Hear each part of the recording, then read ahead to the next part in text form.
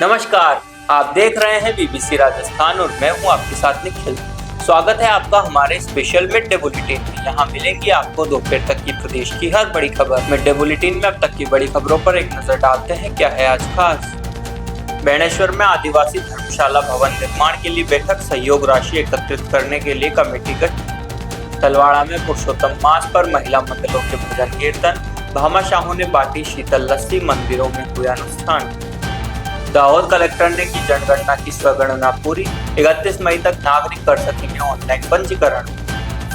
गरवाड़ा के सिमलिया गांव में टीबी जांच शिविर आयोजित, टीबी मुक्त भारत के तहत पोर्टेबल एक्सरे से हुई जांच। चूरू में तारानगर के छात्र सिद्धार्थ शर्मा का कमाल, solar assist smart EV wireless charging system तैयार। भरतपुर के बरपुरा गांव में मकान निर्माण पर हमला, पीड़ित ने पुलिस पर एक तरफा कार्रवाई का आरोप लगाया। बांसवाड़ा के पैलेस रोड पर चोरों का धावा, 2 दुकानों के ताले तोड़े, व्यापारियों में रोष। फतेहपुरा में आवारा सांडों का आतंक, ट्रैफिक जाम, होली चकला रोड पर 10 मिनट तक लड़ते रहे 2 सांड। ये थी आज की बड़ी खबरें। अब खबरों को देखते हैं विस्तार से। आदिवासी समाज सेवा संस्था की ओर से गुरुवार को बेणेश्वर धाम में बैठक आयोजित की गई। बैठक का मुख्य उद्देश्य आदिवासी आवासीय भवन यानी धर्मशाला के निर्माण को गति देना था। कार्यक्रम में विट्ठल जी सावड़ा मुख्य अतिथि रहे और अध्यक्षता गौतम लाल नीनामा ने की। समाज के विभिन्न क्षेत्रों से बड़ी संख्या में पदाधिकारी और सदस्य मौजूद रहे। बैठक में प्रस्तावित आदिवासी धर्मशाला भवन निर्माण पर विस्तार से चर्चा हुई। समाज के आय व्यय का ब्यौरा प्रस्तुत किया गया, साथ ही भविष्य की योजनाओं पर विचार विमर्श किया गया। समाज की व्यवस्था को व्यवस्थित रूप से चलाने के लिए 3 सदस्यीय समिति का गठन किया गया। निर्णय लिया गया कि आगामी 29 मई से मंडल अनुसार संपर्क अभियान चलाया जाएगा। इस दौरान आदिवासी धर्मशाला भवन निर्माण के लिए सहयोग राशि की किस्त वसूली की जाएगी। राशि संग्रहण के लिए विशेष कमेटी बनाकर काम शुरू होगा। कार्यक्रम की तैयारियों और आयोजन की जिम्मेदारियां भी सौंपी गई। इस मौके पर कचरा बामणिया, शंकरलाल जादव, किशनलाल महवाई, कचरूलाल, कुबेरलाल समेत कई गणमान्य जन उपस्थित रहे। कार्यक्रम का संचालन कोषाध्यक्ष शंकरलाल कटारे ने किया और आभार नानूलाल राठौड़ ने व्यक्त किया। तलवाड़ा में पुरुषोत्तम मास के दौरान धार्मिक माहौल बना हुआ है। कस्बे के विभिन्न मंदिरों में महिला मंडलों द्वारा शाम को सामूहिक भजन कीर्तन का आयोजन किया गया।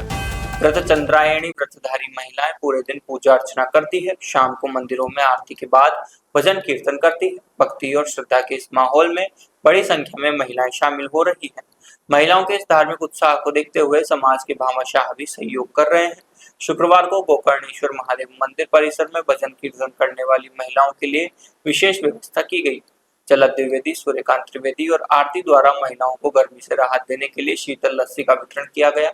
मंदिर में व्यवस्था के लिए समाज के पदाधिकारी भी सक्रिय हैं। भारत सरकार द्वारा जनगणना 2027 राष्ट्र निर्माण की महत्वपूर्ण प्रक्रिया है। इसके तहत गुजरात में स्वगणना की शुरुआत हो चुकी है। 31 मई तक नागरिक ऑनलाइन पोर्टल पर खुद अपनी जानकारी दर्ज कर सकते हैं।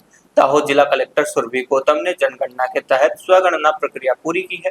उन्होंने दाहोद जिले के सभी नागरिकों से भी इस प्रक्रिया में भाग लेने की अपील की है। कलेक्टर ने कहा कि जनगणना से प्राप्त जानकारी का उपयोग विभिन्न जनहितकारी योजनाओं के आयोजन, क्रियान्वयन और विकास कार्यों को अधिक प्रभावी बनाने में किया जाता है। नागरिक जनगणना के आधिकारिक पोर्टल पर जाकर आसानी से स्वगणना कर सकते हैं।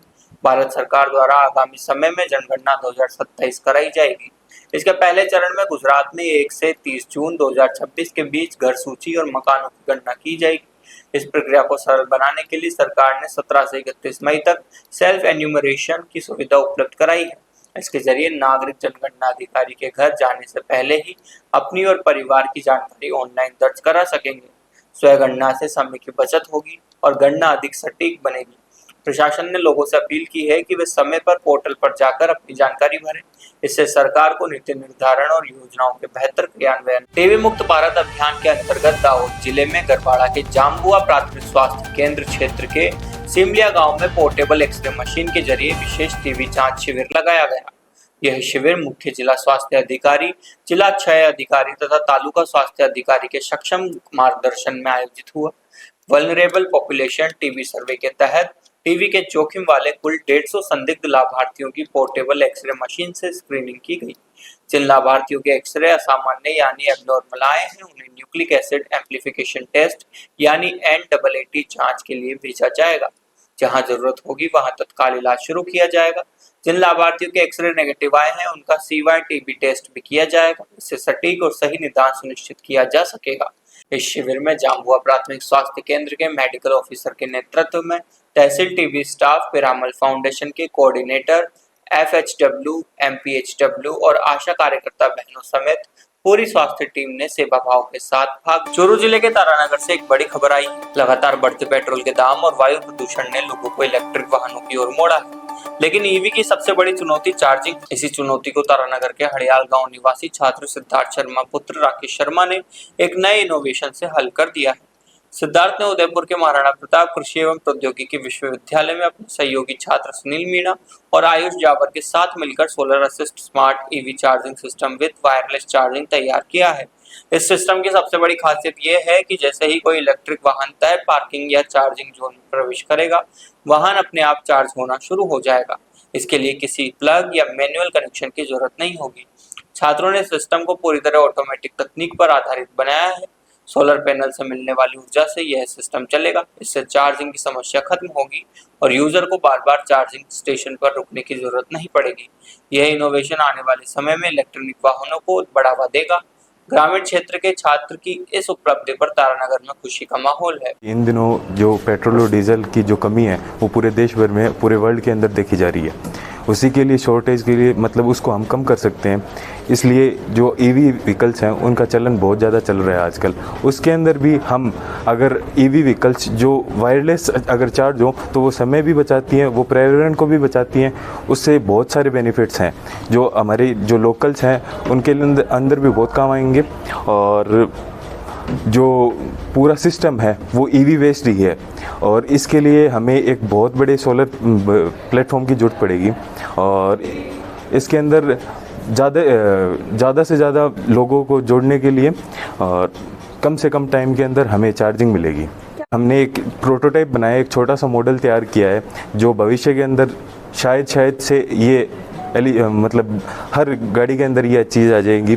इसके अंदर हमने बनाया है कि एक इलेक्ट्रिक फील्ड जनरेट की है हमने और एक जो इलेक्ट्रिक फील्ड है जो हमने ग्राउंड की है और एक गाड़ी के अंदर लगाई है और सोलर पैनल की सहायता से हमने एक बैटरी को फुल तरीके से चार्ज किया है और उससे सोर्स हमने गाड़ी तक दिया है और वो उससे विदाउट जो वायर्स है वो चार्ज हो रही है। भरतपुर के गांव बरपुरा में मकान निर्माण को लेकर विवाद हिंसक हो गया। एक वीडियो अब सोशल मीडिया पर वायरल है जिसमें एक पक्ष अपनी जमीन पर मकान बना रहा है और दूसरा पक्ष उस पर हमला करता नजर आ रहा है।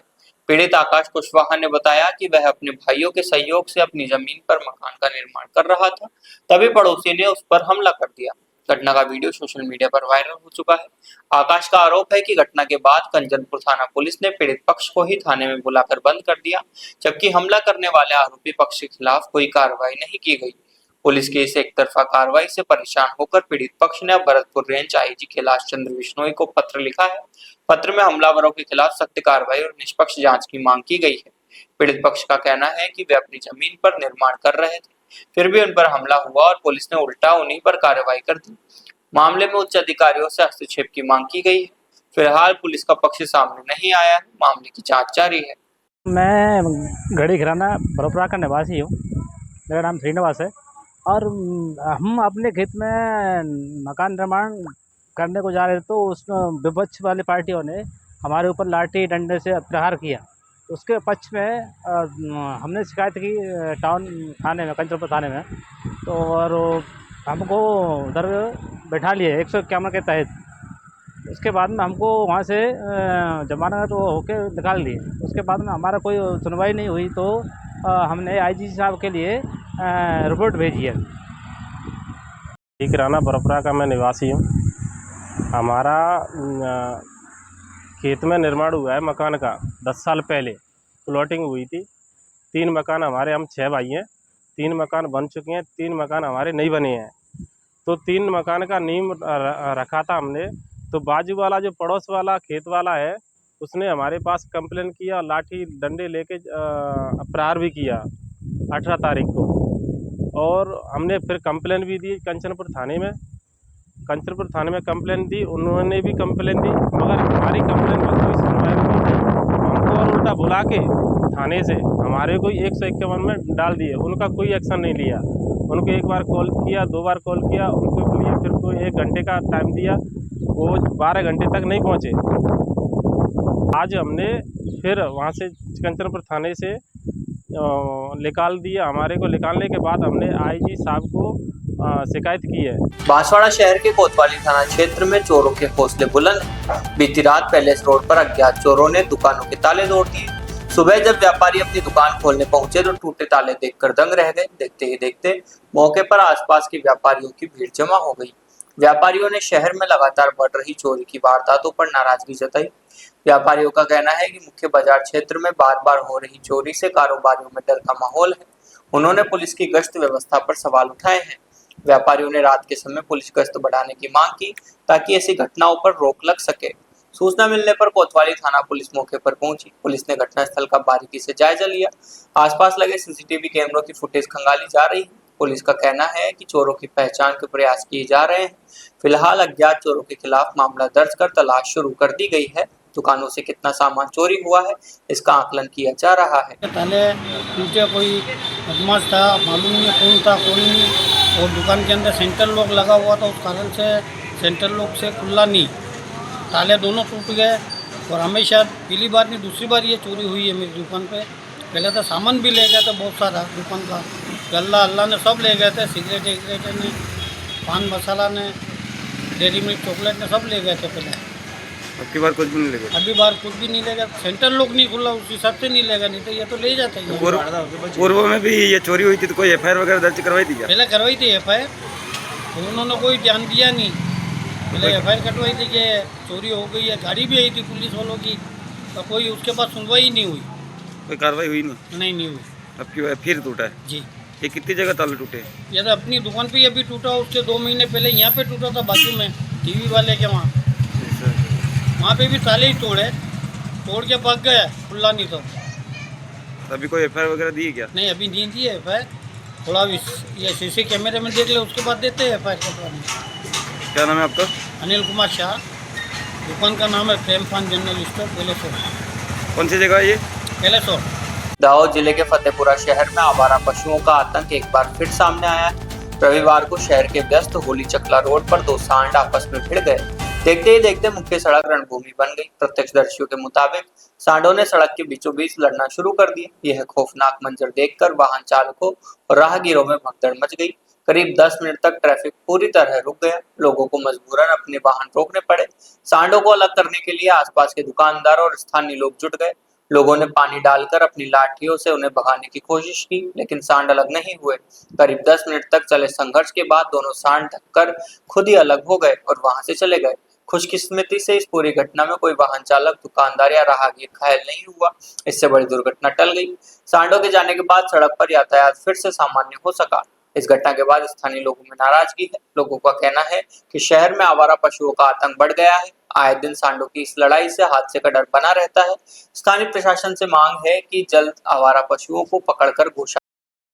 तो ये थी दोपहर तक की बड़ी खबरें। दिन भर की खबरों को देखने के लिए देखिए हर रात 8 बजे हमारा बुलेटिन बांसवाड़ा पत्रिका, और प्रदेश की हर बड़ी खबर के लिए रात 9 बजे प्राइम टाइम एट 9। और ऐसे ही तमाम खबरों को देखने के लिए बने रहें हमारे साथ और सब्सक्राइब व फॉलो करें हमारे YouTube व Instagram चैनल BBC राजस्थान को।